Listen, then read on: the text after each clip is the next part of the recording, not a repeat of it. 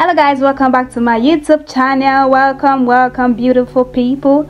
So today I'm going to teach you guys how to cut and sew a rope just the way you see it on the thumbnail. So without further ado, let's just go right into it. The first thing to do is to measure your shoulder. Don't forget your shoulder divided by 2. That's after you folded your clothes into 2. So I'm cutting the back piece first. So I used 8 for this person. That's the shoulder divided by 2. Then you go ahead where the shoulder stopped. You go ahead to measure your armhole downward just like so. So I'm using 8.5 for the armhole of this person. Don't forget this is also divided by 2. So at the place where the armhole stopped, at the point where the armhole stopped, I'm going to be measuring. So I'm trying to measure the 8 that I measured at the shoulder to achieve a straight line at the side. So I'm going to go ahead and measure my bust. So the bust of the person you're sewing for divided by 4. Don't forget, bust is divided by 4, shoulder is divided by 2. So after measuring the bust, you had enough allowance to it. You know this is not going to be a fitted one, it's going to be free on the person, so you can add about 3 inches allowance. So I'm using my French cuff to draft out the armhole side just like so. So you can see I stopped where my bust stopped. That is the bust I measured where it stopped. That was where I stopped. So I'm going to measure the length of my rope for this particular. So the length I used about 39 inches for the length. So it depends on how you want it. Now look, you will notice that I didn't measure my waist and the hip. That's because this is going to be very free. So I'm going to cut like a H shape out. But if the person you're sewing for has a really big tummy and hip, you need to measure it so that you have enough allowance. You'll be sure that you're still measuring, you're still on purpose. You can see that I still try to measure my hip to know if I'm still on the right side. So I try to increase it to make sure that it is actually way larger than my hip size. So you just go ahead and draw the A shape like that. You make sure that it's actually very big. It depends on how you want it. If you don't want it too big, you can then go ahead to just make sure you measure your waist and your hip to know how big you want it. So you'll notice that I still added some inches. I didn't cut directly at where my line that I indicated stopped. I still make sure that I added some more inches. That's because I really want it to be free on the person I'm sewing for, to achieve this kind of flay. So I'll just go ahead and measure my neckline. So I used 2.5 inches for the width, just like so. Then this, don't forget, this is the back side, so I used 1 inches for the back side because the flap is going to be passing across the back side. So I used just 1 inch for the back side. So I'm just going to go ahead and cut it out just like so.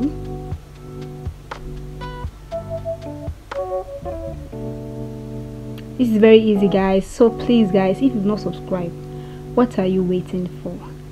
Please subscribe to this channel. This really goes a long way to inspire me to want to do more. And if you have anything or any tutorial you'd like me to work on, please feel free to comment on the comment section. Let me know what tutorial it is and I'll try as much as possible to do it. So I placed the front piece on the back piece. Don't forget I folded it also into 2. So I'm cutting out the side just like so, and you'll notice that I left like some inches for the front. So we're going to be trimming the front also. So you really have to work, you know, the front will be actually separated, it won't be together like the back. So I'm cutting out the neck. I'm still going to cut out this neck. It's going to be like a V form of shape so that to achieve this overlap form. So for the neck side, I'm trying to use my pen to point out where the neck stopped for the back side so that it will be easy for me to join the shoulder. So I'm coming down by 8 inches. Depends on how deep you want it. If you want it to not to expose much, it's better to use 8 or to use 7. But if you really want it to be exposed, possibly you want you don't want it to be too way close to each other, you can use something lower than that. But I would really advise that you make it closer, because sometimes it can get too exposed and you may not be comfortable afterwards. So I'm trying to cover it up to see if it's not going to be too exposed after the sewing. Don't forget there's still going to be like a flap at the front part of it, so definitely is going to. So that's what I'm trying to do to achieve, to know. So the next thing to do is just to cut it out just like so. You can see that I trim it out from downside upward just like so. So let's go ahead to the sleeve. This fabric is actually into two. You can see that is a rectangular fabric. I just folded one part to meet the other side to be in a triangular form, just the way you see me doing the video. That's for the hand part, for the sleeve part. So I'm going to take my tape rule and I'm going to place it at the edge of the triangle. After placing it at the edge of my triangle, I'm going to move it around my sleeve, as the downward part of the triangle. So the inches I actually use for this is 31 because I'm still going to cut out some parts at the upper part so that the sleeve can be long enough. That was why I used 31 inches. So I came down from here by 3 inches.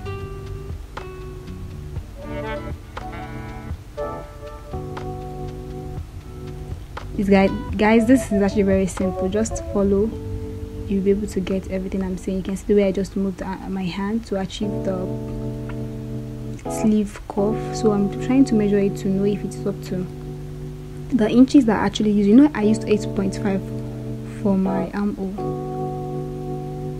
and I'm trying to measure this flex to see if it's going to fit into the sleeve round of the person. So make sure you check all of this to know if it's going to fit into the sleeve round of the person you're sewing for. So I'm going to measure the length also.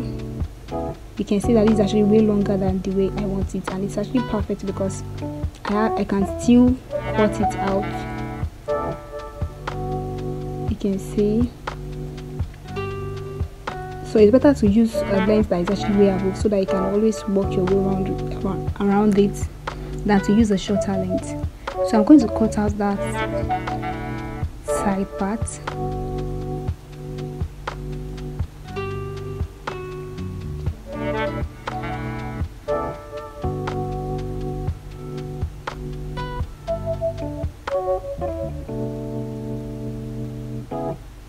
So the next thing to do now is to cut out the flap.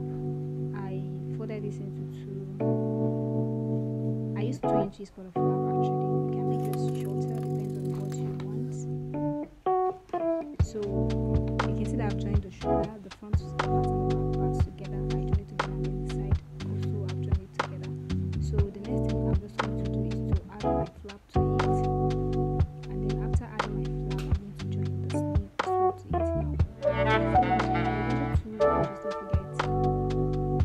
That's after folding it into two.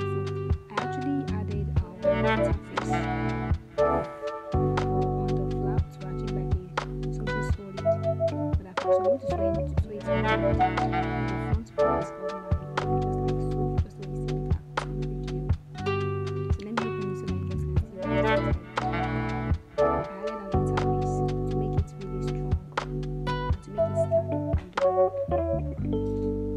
This is not really necessary. If you don't want to, just make sure you iron your flap and then you join it around the front of your rope just like so. So I'm going to show you guys what the sleeve looks like. I already sewed the downward part of the sleeve. Now if you really want to achieve the kind of triangle that it is in the picture, and it's not just fully at the upper part, all you have to do is just to slant it at the down part of the sleeve. So I'm going to be joining my flap as well. I'm going to be joining my sleeve to the rope. You can see what that's what it's going to look like after I join it. It's going to be a bit right side facing the so ta-da! Guys, this is what the finished look looks like. So now, if you don't want your flap as big as this, you can make it shorter inches. Because I later noticed that mine is way too big. So you can see how big nice.